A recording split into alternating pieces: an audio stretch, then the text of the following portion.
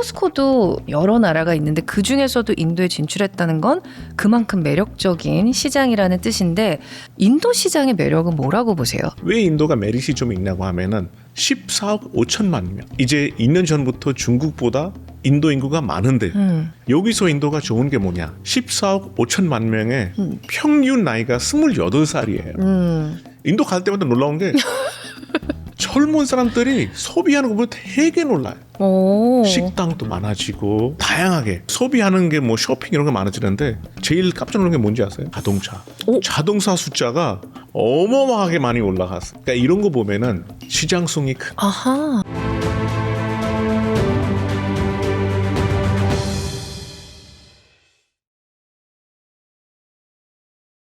네, 여러분 안녕하세요. 아나운서 신하영입니다. 자, 오늘은 포스코홀딩스 IR 채널 밸류턱에서 인사를 드리게 됐는데요. 제가 오늘 여기에 온 아주 특별한 이유가 있습니다.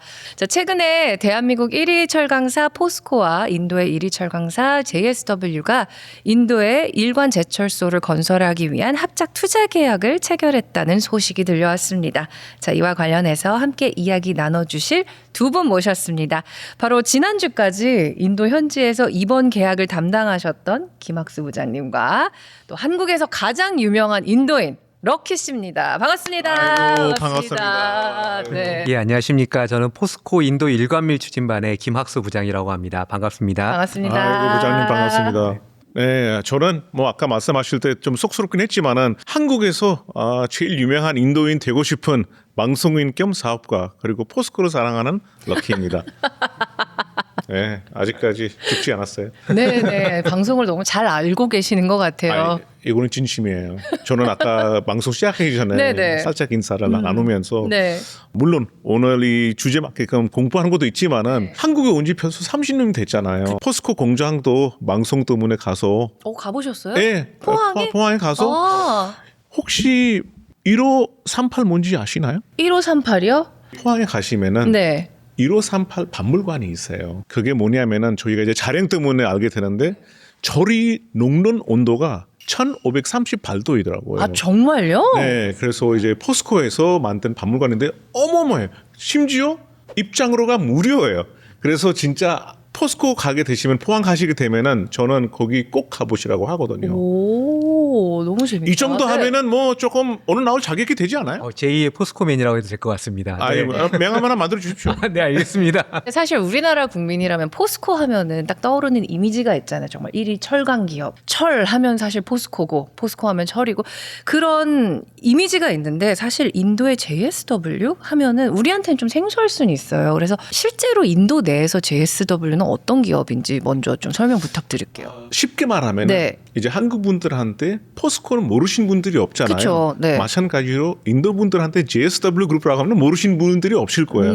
14억 5천만 명 이 인구에 이름이 알리기가 쉽지가 않잖아요. 근데 JSW 역사도 그렇게 길고 쉽게 말하면은 가족명에서 이름이 시작되는 거예요. 진들 사우스웨스트 그룹이 이제 압축이 돼서 우리가 JSW 그룹이라고 하는데요. 저는 개인적으로 이제 사업에 관심이 많다 보니까 조금 더 깊이 이렇게 알고 있지만은 일반 인도인들한테는 JSW 그룹이 하는 일이 너무 많아서 뭐 세멘트도 하고 시멘트도 해요? 세멘트 네. 하고 뭐 다양한 기업 운영을 하다 보니까 모를 수는 없죠. 그래서 상당히 큰 그룹이고 인도 사람 위주로 조금 설명드리자면 네네. 이제 한국에서는 어떤 기업이 축구를 후원하는지 아니면은 야구를 후원하는지 따라 이렇게 인지도가 다르잖아요. 포항도 스틸러스. 포스코는 포항 스틸러스고요. 네. 광양의 아. 드래곤즈 두 개 팀 축구팀 맞아요. 운영하고 있습니다. 포항 이게 스틸러스. 나오잖아요, 바로. 인도 사람들 사랑하는 국민 스포츠가 바로 크리켓을 하고 있거든요. 아마 어디다 보셨을 거예요. 근데 이 크리켓가 이제 리그가 돼서 거기에 이제 8개 도시가 있는데 거기에 뉴델리 팀을 운영하는 그룹가 바로 JSW 그룹입니다. 그래서 델리 네. 캐피털, 그 DC 델리 캐피털 그 크리켓 팀, 축구팀 다 후원하는데요. 이렇게 크리켓이라고 하면 관심 별로 없잖아요. 크리켓의 규모 좀 짧게 말씀드리면은 한 달 반 동안 하는 이 크리켓 리그 팀당 규모가 가치가 얼마일까요? 1538? 1538. 1538조? 사실 이 리그가 시작한 지 지금 20년도 안 되는데요. 네. 올해 팀이 2개 주가가 돼서 매각이 되는데 거의 미국 달러로 $2 빌리언 매각이 됐습니다. 그래서 가치가 2 빌리언 달러예요. 그러니까 그 정도 가치가 있는 팀을 운영하는 그룹이니까 이제 제가 말을 안 해도 JSW가 어떤 그룹인지 아마 이해하실 거예요. 네. 일단 뭐 1위 철강 기업은 사실 팩트로 나와 있는 거고 실제로 대중들한테도 굉장히 친숙한 기업이네요. 포스코가 그런데 합작 투자 계약을 맺었잖아요. 예. 약간 그 비하인드 스토리도 좀 궁금해요. 어떻게 포스코와 JSW가 이렇게 또 계약을 예. 맺게 됐는지. 그 럭키 씨께서 말씀하셨지만 JSW가 어쩌면 진달 사우스웨스트잖아요. 네. 사람들이 그것도 되게 많이 궁금해 생각하더라고. 왜 사우스웨스트냐. 근데 인도 전역을 지도로 봤을 때 JSW가 가지고 있는 제철소가 사우스하고 웨스트에 있습니다. 좀 마치 저희가 포스코가 포항 제철소 지명에서부터 온 거랑 비슷하게 JSW는 가문의 이름하고 지역에 네. 대해서 두 개를 갖췄다고 보시면 될 것 아하. 같고요. JSW가 어떻게 보면 저희 포스코하고 예전에 저희 포스코의 창업 정신과 JSW의 그런 경영 철학이 되게 잘 맞는 부분이 많습니다. 그 한번 예를 제가 들어보면은 네. JSW가 창업하신 분이 오피 진다이라는 분이 계시거든요. 그분이 1952년도에 작은 파이프 산업부터 시작을 하신 분이세요. 근데 그분이 하셨던 어록 중에 보면은 인도를 빨리 자립시켜서 산업화해야 됐다라는 말씀을 많이 하셨다고 하시더라고요. 그런 말씀이 어쩌면 저희 이제 포스코의 창립자이신 박태준 회장님께서 말씀하신 제철 보국하고도 제가 많이 좀 연결된다고 제가 생각이 많이 들고요. 네. 또 JSW 본사에 가면은 벽에 오피 진달의 비전이 적혀 있습니다. 그게 네. 어떻게 적혀 있냐면은 Where others saw wall, he saw doors라는 표현이 있습니다. 다른 사람들이 벽을 볼 때 그 사람은 문을 보았다. 와. 저는 그게 저희 포스코의 또 창업 시대에 저희가 우양호 정신이라 그래서 불굴의 의지로 제가 어려움을 이겨냈던 시절이 있었거든요. 그거하고도 굉장히 비슷해서 포스코와 JSW는 처음부터 궁합이 잘 맞는 것 같다. 이게 기본적인 거고요. 하나만 더 일화를 설명을 네. 드리면 2022년도 신남로 수재가 발생했을 때 그때 포항제철 속에 물에 잠겨가지고 제가 많이 설비들이 물에 잠긴 적이 있었습니다.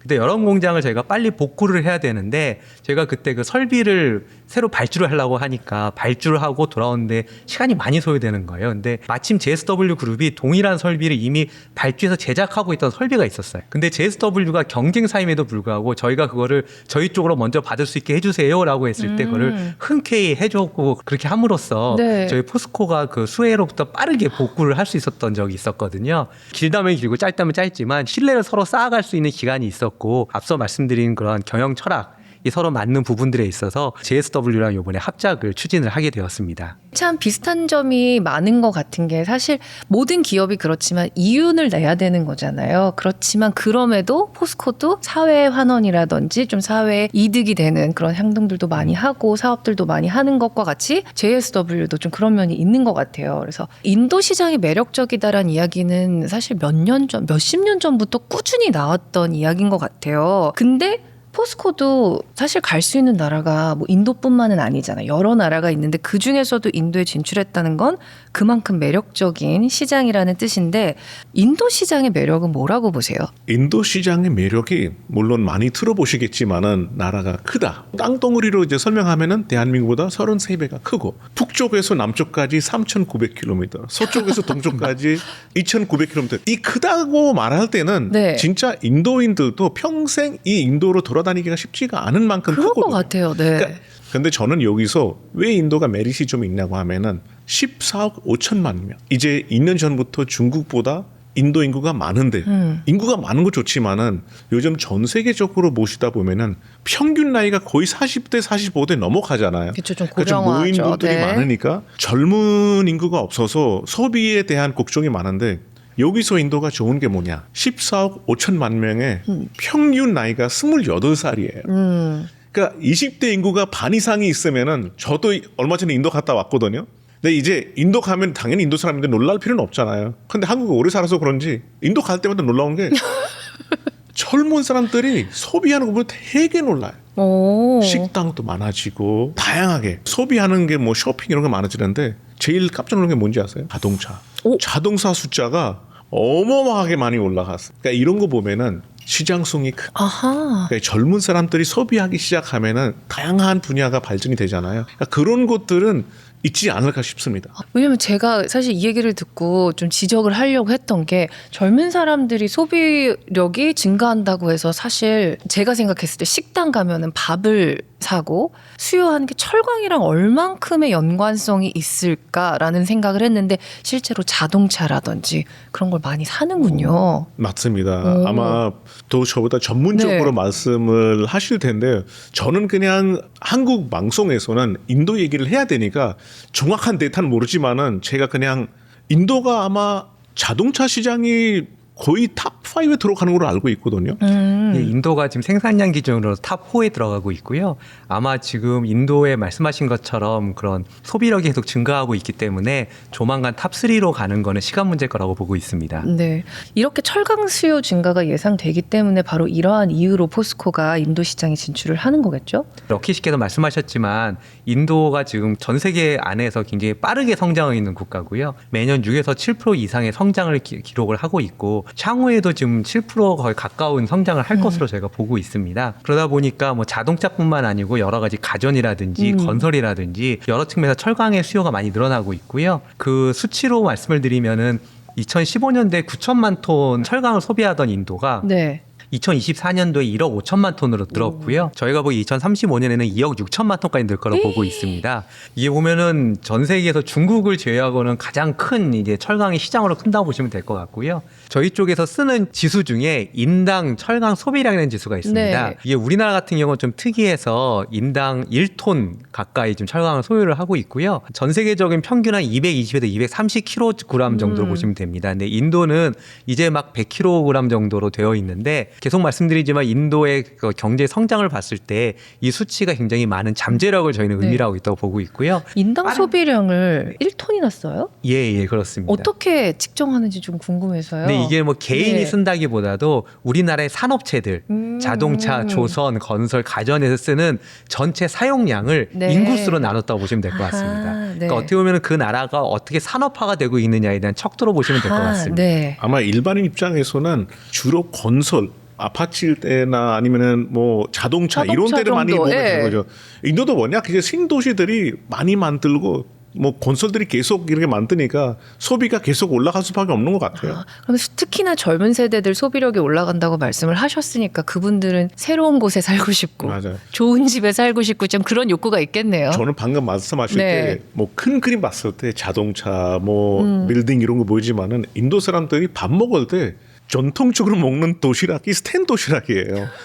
참 도시락 배달 보시면은 스탠을 진짜 사랑해요 인도 네네. 사람들은. 그래서 그냥 집에 접시도 스탠으로 많이 쓰고. 네. 알겠습니다. 그런데 성장을 그렇게 양적으로 하는 것과 더불어서 이게 잘 조율이 돼야 되잖아요. 질적 성장도 같이 이루어져야지 이게 건강하게 성장을 하는 건데 그 부분에 대해서도 좀 가능성을 보신 건가요? 예, 아까도 잠깐 말씀드렸지만 네. 인도가 지금 4번째 자동차 생산 국가입니다. 그리고 자동차뿐만 아니고 잘 아시겠지만 우리나라의 삼성, LG도 인도 내에서 시장을 가지고 있고 사람의 소득 수준이 올라감에 따라서 가전에 대한 니즈도 많이 올라갑니다. 그래서 자동차, 가전 등 고급강에 대한 수요도 많이 늘어나고 있고요. 어떻게 보면은 철강 입장에서 보기에는 양적인 것뿐만 아니고 질적으로도 매우 성장하고 있는 시장이다라고 볼 수가 있을 것 같습니다. 근데 다만 저희가 성장한다는 좋은 측면만 말씀을 드렸지만 네. 전 세계적으로 이제 보호무역주의가 많이 강화되고 있는 추세고 예전과 같은 자유무역의 시대는 좀 이제 접어드는 네. 시절이 아닌가 보고 있습니다. 그래서 인도 내에서도 작년에 정부가 발주하는 프로젝트에 대해서 철강 같은 경우는 조강을 영내에서 해야 된다. 그 말은 뭐냐면은 인도 내에서 쇳물을 만들어야 되는 경우에 한해서만 그런 업체만 이제 그 정부 발주 사업에 철강을 공급할 수 있다라는 제한을 두기 시작하고 있고요. 또 수입제에 대해서도 표준 인증에 대해서 의무화를 하는 등 여러 가지로 인도 내에서도 이제 그 시장을 보호하기 위한 조치들이 많이 만들어지고 있습니다. 그런 측면에서 봤을 때 인도가 매우 매력적인 시장이지만 네. 또 저희가 이제 향후에는 어떻게 보면 가기가 점점 어려워질 수 있는 시장일 수 그러네요. 있다. 그래서 저희가 요번에 빨리 인도 내 투자를 결정한 것들이 그런 것들에 대한 선제적인 대응이라고 보시면 될 것 같습니다. 네. 인도에 사실 자연 광물 굉장히 풍부하죠. 왜냐하면 저도 아까 말씀드렸는데 저희 아버님도 석탄 네. 거 했었잖아요. 사실 저는 어렸을 때부터 그거 보러 자랐기 때문에 우리나라 교육에서는 항상 그 교육 시간에 학교에서는 자 인도는 self-sufficient 나라다. 우리는 농사도 많이 하지만은 자연 이런 광석도 많이 나는 나라로서는 인도가 튼튼한 나라다. 자급자족이 가능하다. 맞습니다. 네. 실제로 그렇죠. 뭔가 수치적으로 좀 풀어서 말씀해 주실 수 있을까요? 말씀하신 것처럼 인도에는 철광석하고 석탄이 매우 많습니다. 이제 특히 저희 같은 제철 산업에 있어서는 매우 중요한 게 철광석인데요. 철광석이 자원량 기준으로 해서 350억 톤이 있다는 얘기는 전 세계 기준으로 봐서 세계 7위의 양을 지금 인도가 풍부하게 가지고 있는 자원 부국입니다. 350억 톤이라고 하셨어요. 예, 자원량 기준으로 350억 톤입니다. 무궁무진하게 잠재력이 있다고 와, 생각하시면 될 것 네. 같습니다. 그러네요. 사실 자원도 풍부하죠. 또 수요도 탄탄하죠. 사실 철강사들의 입장에서 보면 거의 인디안 드림 같은 곳이잖아요. 그렇다면은 왜 포스코가 인도 시장에 혼자 들어가지 않았을까? 왜 JV 형식으로 들어가게 된 것일까 여쭤보고 싶습니다. 예, 저희 포스코는 2005년도에 오리사에서 저희가 한번 단독으로 하기 위해서 추진했던 적은 있습니다. 근데 인도라는 사회 시스템이 외국인들이 바로 혼자서 접근하기에는 그렇게 만만치 않은 시스템이기도 했고요. 그래서 저희가 어떻게 보면 그런 경험을 통해서 인도에서는 단독으로 하는 것보다는 파트너사랑 같이 하는 게 좋겠다. 라고 판단을 해서 그동안 여러 파트너사와의 합작을 추진해 왔던 것도 사실입니다. 다만 저희가 봤을 때 JSW는 잘 아시다시피 인도 내 제1의 철강사고요. 또 JSW의 실행력이 저희는 굉장히 높이 보고 있는 게 2005년도에 처음으로 포스코가 인도에 문을 두드렸는데 그 당시 JSW의 조강 생산량 기준으로 그 당시에 220만 톤을 생산했던 회사입니다. 그런데 지금은 3천만 톤이 넘게 생산하고 있습니다. 거의 10배가 넘었네요. 짧은 시간 안에 굉장히 빠른 성장을 한 어떻게 보면 실행력이 굉장히 강한 회사입니다. 그러다 보니까 저희도 이제 이런 JSW와 손을 잡고 인도에 진출한다고 하면 과거에 이제 못했던 저희의 어떤 인도 진출의 꿈을 이룰 수 있을 것이라고 확신을 하고 그렇게 JSW와 합작을 추진하게 되었습니다. JSW 입장에서도 포스코와의 합작이 큰 의미가 있었을 것 같아요. 당연하죠. 이런 파트너십 하는 게는 네. 한국의 1위 기업이잖아요. 사실 그렇죠. 포스코는 전 세계에 스틸 쪽에 관심 있는 사람들 다 모를 리가 없는데요. 제가 봤을 때 이거는 되게 내추럴 만남이라고 생각해요. 한국의 1위 업체가 인도의 그런 기업이랑 만나서 어차피 인도 시장을 이제 개발하는 거잖아요. 그리고 개발하기 위해서 필요한 그런 자원명이라든지 포트라든지 쇼핑이라든지 다 이런 게가 돼 있기 때문에 앞으로 제가 봤을 때 이 JV가 상당한 미래를 만들지 않을까 싶습니다. 약간 그 진달 회장 입장에서도 포스코가 어떻게 보면 약간 롤모델 기업이었을 거긴 하거든요. 뭐 저보다도 네. 진달 회장님 많이 만나신 것 같은데 어떻게 뭐라고 하셨나요? 진달 회장님은 많이 만난 지 이번에 처음 뵀었고요. 근데 만나기 어리신 분이니까 예, 제가 예. 그냥 사진만 받고 근데 진달 회장님이 이제 유튜브나 이런 걸 통해서 말씀하신 적이 많이 있는데 본인이 포항제철소나 과양제철소를 회사가 아직 규모가 크지 않았을 때 와서 보시고 나서 내가 이런 제철소를 만들겠다라는 꿈을 가지셨다고 하시더라고요. 그거를 공식적으로 JSW 공식 유튜브에도 말씀을 하셨고요. 콕 집어서 포스코라고 말씀을 하셨네요. 포스코를 똑같이 만들고 싶다라고 오. 해서 실제로 JSW의 이제 가장 메인 제철소가 비자이르나가르 제철소인데요. 그 비자이르나가르 제철소 자체가 어떻게 보면 포스코의 광양 제철소를 거기다 갖다 놓은 거랑 똑같을 정도로 전체 레이아웃이라든지 또 인근의 주택 단지라든지 모든 것을 하셔서 어떻게 보면은 이번에 합작이 네. 만날 수밖에 없는 그러네요. 조합이 만난 거다라고 저는 생각을 하고 네. 있습니다. 이건 좀 개인적인 질문인데 진달 회장님 한국 방문하셨겠죠? 진달 회장이 포스코에도 몇 번 방문하셨었고요. 항상 이제 포스코를 보시면 이렇게 키워야겠다 본인이 또 이게 생각을 하셨고 그걸 실제로 단시간 내에 이루신 대단하신 분이라고 생각을 합니다. 네. 다음에 오시면은 혹시라도 한국 음식 제가 한번 추천 필요하면 예, 제가 꼭 모시고 가겠습니다. 필요 없겠죠.